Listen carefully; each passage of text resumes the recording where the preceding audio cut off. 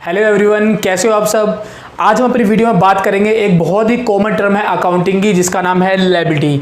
आप देख रहे होंगे लायबिलिटी का मैंने मीनिंग क्या लिखा हुआ है, कर्ज या एक ऑब्लिगेशन। ठीक है, क्या होता है इसकी बात करते हैं। देखो लायबिलिटी क्या है, अमाउंट ओन बाय बिजनेस, यानी जो भी पैसा बिजनेस लिया है या बिजनेस के रिगार्डिंग जो भी बिजनेस के ऊपर ऑब्लिगेशन क्रिएट हो रहा है वो हमारा क्या होता है, लायबिलिटी होता है। और ये ऑब्लिगेशन या तो टुवर्ड्स ओनर या पार्टनर होगा या टुवर्ड्स आउटसाइडर होगा।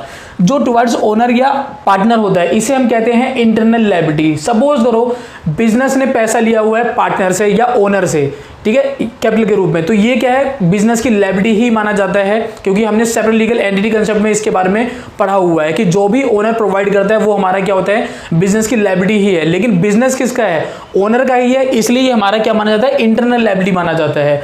जब ये लायबिलिटी टुवर्ड्स आउटसाइडर यानी किसी आउटसाइडर को पे करना है हमें, तो ये हो जाता है हमारा आउटसाइडर लायबिलिटी, जो हमारा अगेन टू टाइप्स का होता है। एक तो होता है हमारा करंट लायबिलिटी और दूसरा होता है हमारा नॉन करंट लायबिलिटी। सबसे पहले बात करते हैं करंट लायबिलिटी। करंट लायबिलिटी क्या होता है?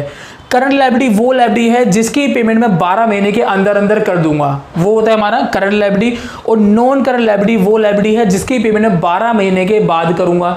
एग्जाम्पल ले लेते हैं, जैसे कि करंट लायबिलिटी का एग्जाम्पल क्या है, क्रेडिटर। क्रेडिटर कौन होता है, जिससे मैंने या तो पैसा उधार लिया हुआ है या सामान उधार लिया हुआ है और इसकी पेमेंट मैं 12 महीने के अंदर कर दूंगा, अदरवाइज मुझे दोबारा सामान नहीं देगा उधार। ठीक है, दूसरा एग्जांपल लेते हैं शॉर्ट टर्म बैंक लोन। मैंने बैंक से लोन तो लिया हुआ है लेकिन काफी शॉर्ट टाइम पीरियड के लिए लिया हुआ है, यानी 12 महीने के अंदर अंदर मैं पे कर दूंगा, चाहे किस्तों में पे करूं या वन टाइम पे करूं। ठीक है, और एक एग्जाम्पल और ले लेते हैं आउटस्टैंडिंग एक्सपेंसेस। ये आउटस्टैंडिंग एक्सपेंसेस क्या होते हैं बेटा, ये भी काफी यूज होगा आपका करंट लायबिलिटी में।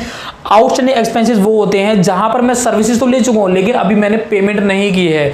जैसे कि बेटा आप मोबाइल का एग्जांपल ले लो, जो पोस्टपेड प्लान होता है उसमें हम क्या करते हैं, पहले सर्विस ले लेते हैं और बाद में हम बिल पे करते हैं, जो भी बिल हमारा जनरेट होता है। ठीक है, तो ये हमारा किसका एग्जांपल हो गया, करंट लायबिलिटी का।